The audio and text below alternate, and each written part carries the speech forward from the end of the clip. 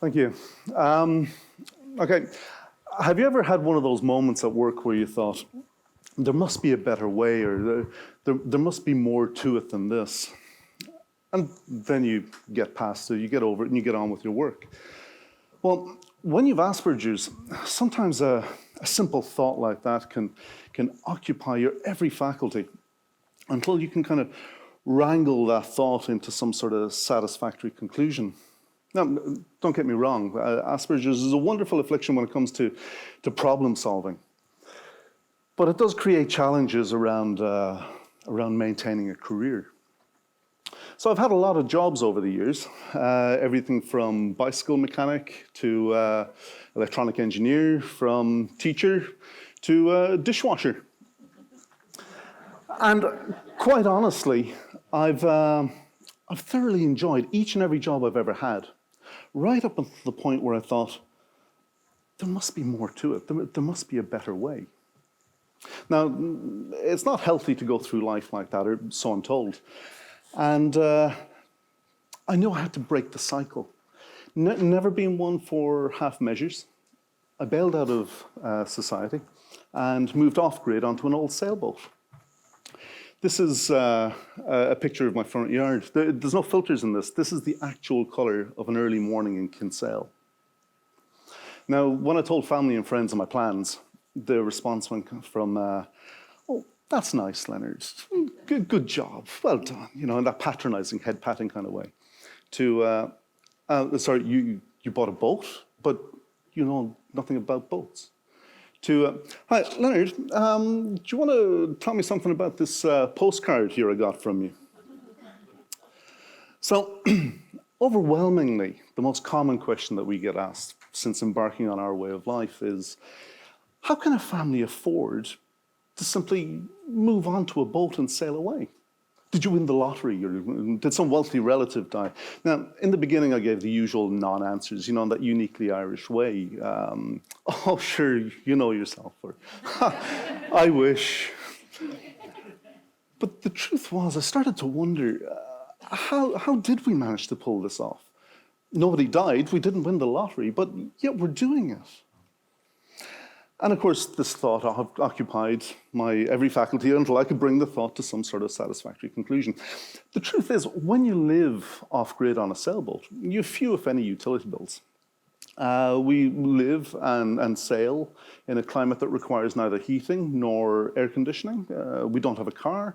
What electricity we need, we generate ourselves from solar panels. Essentially, many of the societal costs, many of the costs that we encounter in society simply don't feature for me. They don't exist. Now, that got me thinking, when I was attending to my 9 to 5, how much of my working week was spent earning money just to cover the costs of those things that I no longer have, or frankly don't even miss? How much time does any of us spend trying to earn the money for these things these societal subscriptions, we'll call them. I don't mean Netflix and gym membership. Clearly, I don't mean gym membership.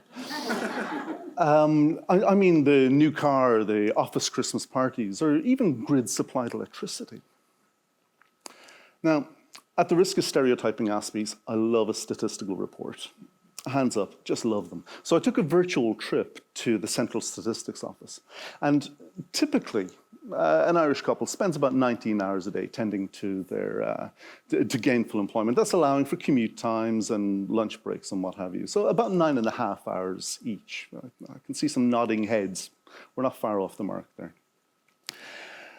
Now, what's really interesting is what we do with these hours. So for the purposes of simplicity, I'm going to use the standard 39-hour Irish working week here. It's not a million miles from any of the standard Western working week models. To put a roof over our head, we give over Monday and a little bit of Tuesday. To heat and light said domicile, takes us up to midday. Then with all this work, we need some downtime, some entertainment, some holidays. And then we've other expenses like childcare, elder care, savings debt, education and what have you. So we're halfway through the week when it's time to pay for our pension and then our medical cover.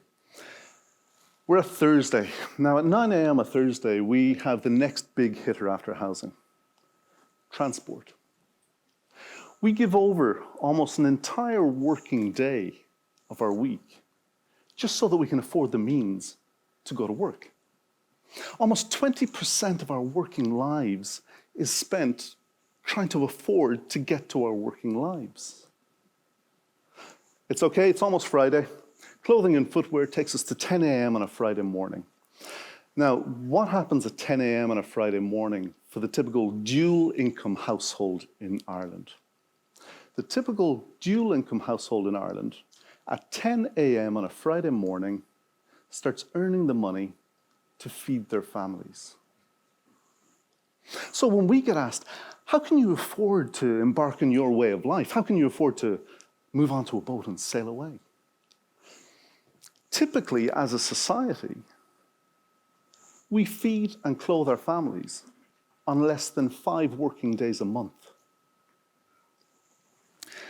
So if we can take these societal subscriptions and shove them to one side, if we can say no occasionally, then a 5-day working month, or its equivalent, becomes a possibility. Now, I've had this conversation, and some of you may be feeling like this, that induces panic attacks. I can't do it, I have to work, I have to keep busy. And this usually comes from people who fear that they might be seen as unproductive or even lazy. If they happen to relax for a moment, take some free time. You see, time is this thing that we tend to trade. We cash it in exchange for money so we can buy stuff and engage in the economy. But do we realize how much time we actually have? Or indeed how much time we don't have? Now, when I was born in 1973, my life expectancy was just shy of 70 years. I was surprised to hear that, but it was just shy of 70 years. That's about 613,000 hours is what little baby Leonard and his pink baby girl had. This was in my time account. Unlike a bank account, I can't make lodgements. I can only withdraw from this. I can't write a time check and lodge it. If you can imagine a grandfather figure giving you this at the start, he'd probably say, there you go, that's all you're getting, spend it wisely. And so we should. Because immediately a third of that is accounted for because we have to sleep. So before I take my first breath, I'm already down to 408,000 waking hours. So let's fast forward 20 years to Leonard, who is educated and ready to embark on his working life. He's already down to 292,000 waking hours. So I'm 20, only 20, and already half of the hours I was born with are gone or accounted for. But it's okay, because convention sidles up to me and says, Leonard, well done, you're educated, you're ready to embark on a working life. Now all we need from you is most of your waking hours for the next 45 years. And what we'll do in exchange for that? We'll leave you with 30,000 waking hours at 65 to do whatever you want. Go mad. 30,000 of them. What happened? Essentially, what we do with this finite time that we have is we sell it. Somebody says, I'll give you 20 euro for one of those hours. And you say, well, I have almost 300,000 waking hours in my adult life, so yeah, I'll sell a few. Until one day someone says, I'll give you 500 euro for most of your waking hours this week. Actually, no. I'm looking for a regular supplier. I'd like to buy most of the waking hours that you have left in that account of yours. At the end of our lives, how much would you be willing to pay to buy back just one of those hours? Just one more hour reading a great book, walk on the beach. One more hour with a loved one. Then why do we sell them so cheaply often doing things that we don't particularly enjoy, to get things we don't particularly want or need. I'm not saying we should hoard our hours because we can't. They're going. Every hour, it's going. But from them, we should be getting our life's worth.